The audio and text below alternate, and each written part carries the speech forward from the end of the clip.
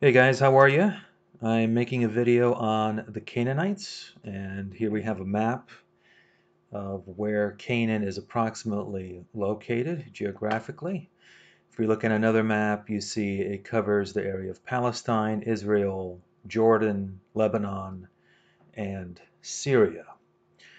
Now, the Canaanite civilization goes back to approximately 3000 BC. And it's not really one civilization. Obviously, Canaan refers to an area of the world, a piece of geography. And it begins with the Amorites. They were known as the Martu by the Sumerians and the Amaru by the Akkadians. Now, you see this repeated process in this area of the world where basically you have a more civilized, settled group of people, then they then get invaded by a more barbarous group of people.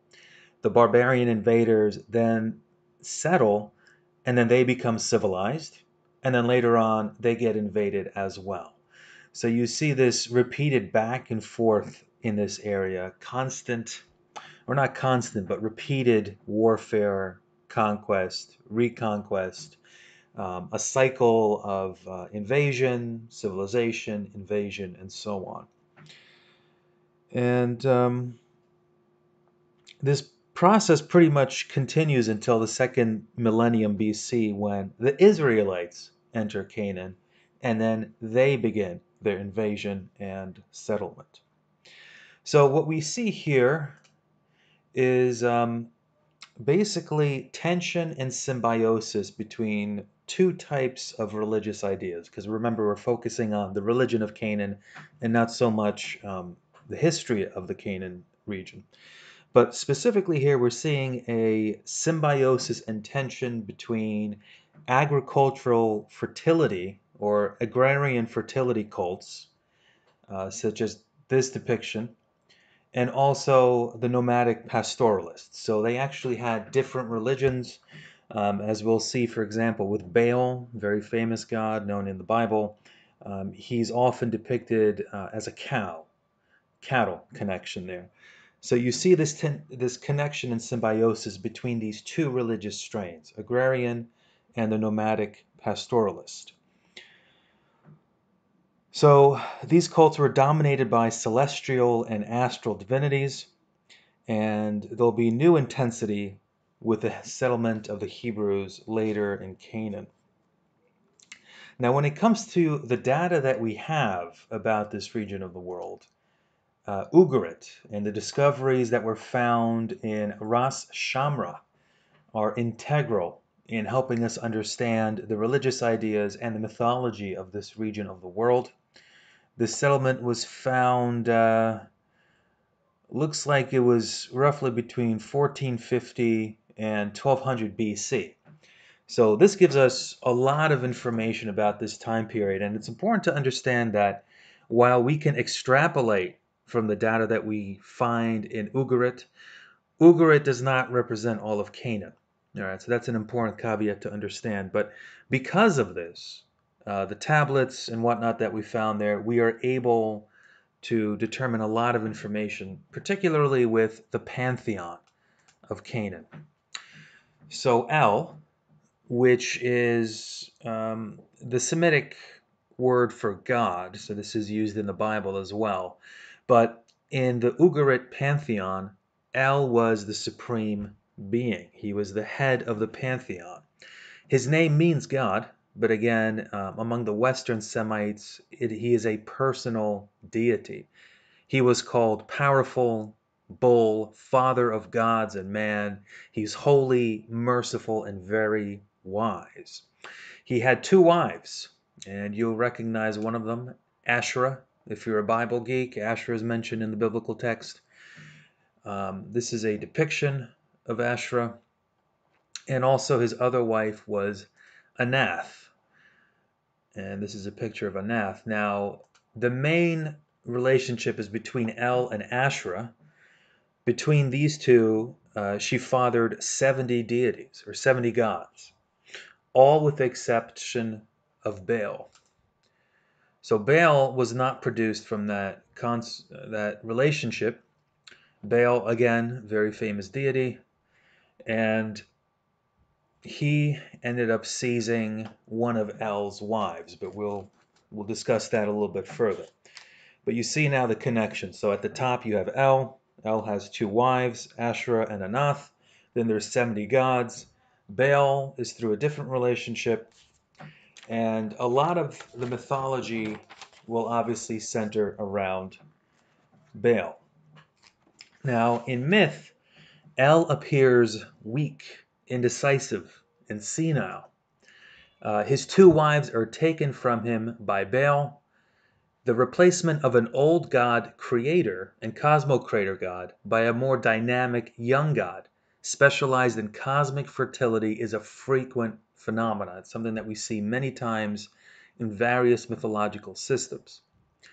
Often the creator becomes a deus odiosus, so again, an idol god. Basically, El withdraws from creation, and the focus in worship is given more towards Baal and other divinities. Now, Baal is the son of Dagon, and Dagon signifies grain. So there's a connection with Baal and grain. He was venerated in the third millennium in Upper and Middle Euphrates. Baal was known as Master. That's literally what his name means, Master. And this became his personal name. But his proper name is Hadu, or Hadad. He is called the rider of the clouds, prince, master of the earth. He is the source and principle of fertility, but also a warrior. Anath, his sister and wife, is the goddess of love and war. So Anath is here, or Anat is another variant of that. The goddess of love and war, and we'll see that she's quite a terrifying being. Now, in addition, we have Yam. Yam is, and this is obviously a more contemporary depiction, we'll go into him a little bit more later, but he is the prince of the sea. He is a significant figure in mythology, and also, this is not really a depiction of a god, but this is the territory of Mot. He is the god of death, and he is the only case in the Middle Eastern early or ancient religious system where death is portrayed as a personal deity. This is sort of an exception here. But much of the stories in Canaan mythology and Ugaritic mythology center between combats between Baal and El, and Baal and Yam and Mot. So there's a significant myth where Baal and his confederates attack El by surprise in his palace on Mount Sapin. He is bound and wounded. Now the Ugaritic text here is mutilated, but it appears that El was castrated. It seems that he becomes impotent. Baal carries off his wife, which is in that culture a sign of domination and subjugation. Baal usurps his throne, and El must take refuge at the end of the world. So we have this process of the supreme god in an older pantheon now having to withdraw, and he's on the fringe and the periphery of the religious system. El, in his anguish, laments, and he asks Yam for help. This is this seven-headed deity. Yam comes to his aid. El blesses him and gives him a new name. He says that Yam is his successor. So he urges Yam to basically go and avenge him by attacking Baal. Yam and Baal then go into battle. And there's a part in this where the divine blacksmith, Kashar wa Hasis, who's known as the adroit and skillful, brings two magical cudgels. And the first one strikes Yam on the shoulder, and the second one strikes him on the forehead. Baal finishes him off, and the goddess Athtart asks he be dismembered and his corpse scattered. So this is somewhat, I'm not sure if there's a direct parallel with Egypt, but this concept here of the deity being dismembered is a pretty common motif in various mythologies. So to go back to Yam, again, Yam is portrayed as a god and demon. He is the son loved by El. He is an aquatic monster, a seven-headed dragon. He is called the Prince of the Sea. He is the principle and epiphany of the subterranean waters. Baal's victory over Yam signifies the triumph of rain over sea. It signifies the rhythm of rain representing the cosmic norm. It replaces the chaotic and sterile immensity of the sea and catastrophic floods. So in other words, Baal's victory marks confidence in order and stability of the seasons. On the other hand, the battle with aquatic dragon, such as Yam, illustrates the emergence of a young goddess champion and hence a new sovereign. Now, in order to celebrate his victory over the dragon Yam, Anath gives a banquet in Baal's honor, but soon after, the goddess shuts the doors of the palace and, succumbing to homicidal fury, she kills everyone. So this is the palace. Baal actually constructed a palace, and then in this moment of insanity, this is actually a depiction of the goddess Durga, or rather Kali, I'm sorry, this is a depiction of Kali, but similar connecting motif here. Anath, in this banquet celebrating Baal's victory, closes the door, kills everybody. The blood rises to her knees. She girdles herself with heads and hands of the victims. When she finds Baal's lifeless body, she laments by eating his flesh without knife and drinking his blood without cup. I mean, what a gruesome, grotesque image there. And again, this picture of Kali just really connects it here. But you can just imagine her with the dead god Baal's lifeless form as she's consuming his flesh and drinking his blood. Absolutely remarkable. Now, Anath, we said, was the goddess of love and war. And it is because of her brutal and sanguine behavior that Anath, like other goddesses of love and war, were given male attributes and hence regarded as bisexual. So they possess both masculine and feminine elements, and oftentimes they are thought in this bisexual way. Anath can be classed among elements common to ancient agricultural civilizations. The carnage and cannibalism are characteristic features of fertility goddesses. Okay, this is quite common in mythology. Now, what's interesting here is that although Baal is not a deity that dies and resurrects, his appearances in Ugaritic mythology are circular, meaning he sort of just reappears. It's never really explained what happens, but there is, rather than this resurrection, there's this circularity that goes on between him. So he reappears in the mythology, and now he battles Mot, and Mot is the god of death. So after constructing Baal's temple palace, Baal seeks to confront Mot, which is death. Mot is the son of El. He reigns over the subterranean world. So this is contemporaneous, or rather relatively contemporaneous depiction of the underworld. Mot reigns in the underworld. He sits on his throne in mud, but Baal is warned. Baal sends messengers to Mot because he wants to confront him, but he warns his messengers not to get too close to Mot, or Mot may consume them with his big throat. Mot invites Baal into the underworld, knowing that when Baal descends, he will lose his power, and so he plans on destroying Baal. Mot orders Baal to bring his sons and his suit of winds and clouds and rain. Before going down, Baal couples with a cow. Now this is interesting. This is hearkening back to Baal's more, I guess, nomadic and pastoralist features, where he assumes the manifestation of the cosmic bull. Now in this copulation, Baal has a son, and interestingly enough, he entrusts his son to the god El.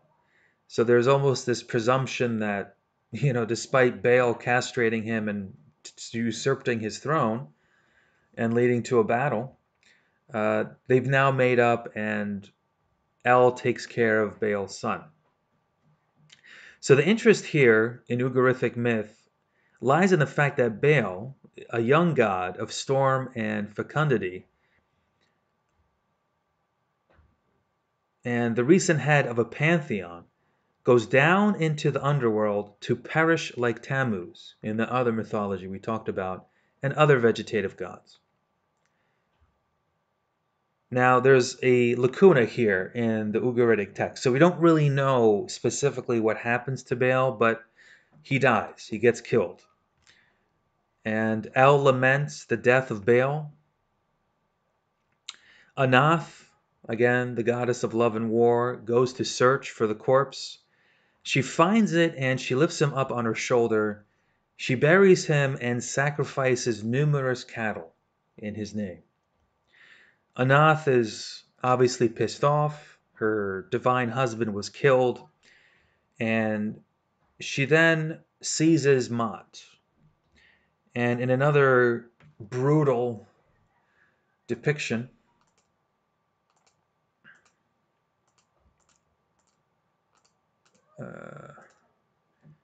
and again in a brutal depiction, Anath seizes Mot. With blades she cuts him. With a winnowing basket she winnows him. With fire she roasts him. And with a mill she crushes him. And birds eat him. So this very dark, detailed destruction of Mot and death from the goddess of love and war.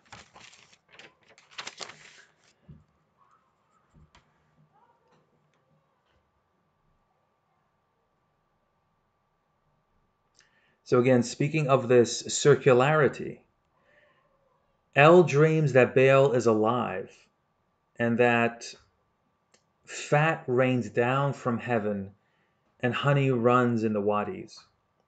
He wakes up from his dream bursting with laughter, saying he will rest for the victories Baal is alive.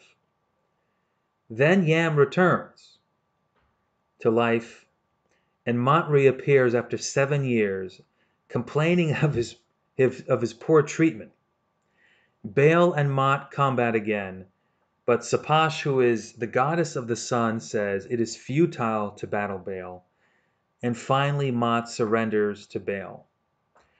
So you have this long, somewhat almost of an epic myth detailing the formation of Baal's supremacy in the pantheon.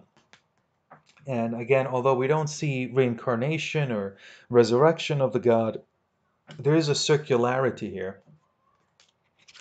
And I found the banquet scene where Anath basically eats the body of Baal and drinks his blood almost in a Christian Eucharistic sense. It's a very interesting parallel motif, which will be definitely worth studying.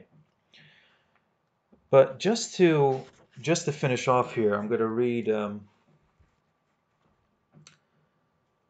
a part from Mircea Eliade's book, The History of Religious Ideas. This is volume 1. It's page 159, The Canaanite Religious Vision. So he says, quote, certain authors claim to have seen in this myth a reflection of the annual death and reappearance of vegetation, But in Syria and Palestine, summer does not bring the death of vegetable life. On the contrary, it is the season of fruits. It is not torrid heat that frightens the farmer, but a prolonged drought. So it seems plausible that Mot's victory refers to the cycle of 7 dry years, of which there are echoes in the Old Testament. Genesis 41, 2 Samuel 24:12. But in the interest of the myth goes beyond its possible connections with the rhythm of vegetation. In fact, these touching and sometimes spectacular events reveal to us a specific mode of divine existence, particularly a mode of being that includes defeat and death, disappearance, by burial, in the case of Baal, or by dismemberment, in the case of Mot, followed by more or less periodical reappearances.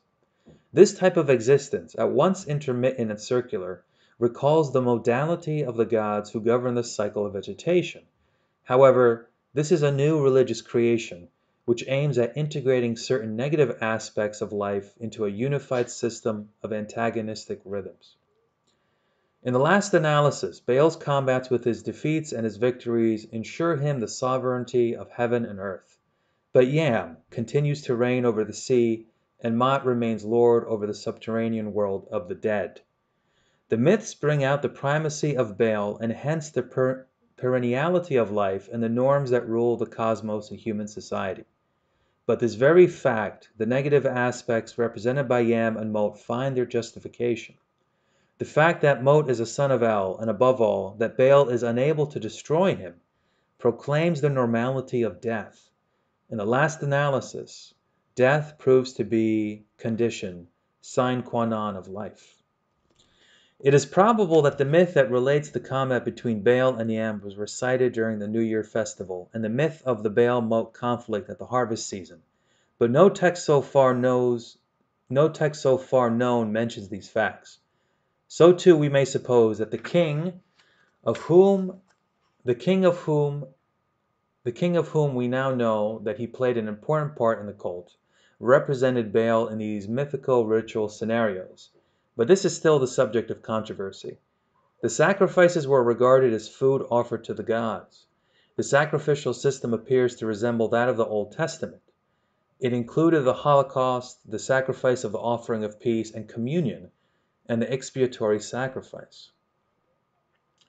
Skipping down to another paragraph here, Mercheliad continues, quote, such a religious vision was not exclusively Canaanite, but its importance and significance were increased by the fact that the Israelites, when they entered Canaan, were confronted with this type of cosmic sacrality, which inspired a complex cult activity and which, despite its orgiastic excesses, was not without a certain grandeur. Since belief in the sacredness of life was also shared by the Israelites, a problem immediately arose. How would it be possible to preserve such a belief without accepting other elements of the Canaanite religious ideology, of which it was an integral part? This ideology implied, as we have just seen, a particular theology centered on the intermittent and circular modality of the chief god Baal, symbol of totality of life. Now Yahweh did not share in this mode of being, nor indeed did El, but El had undergone other humiliating changes. In addition, though his cult involved a certain number of sacrifices, Yahweh did not allow himself to be constrained by cult acts. He demanded the inner transformation of his worshippers through obedience and trust. The end.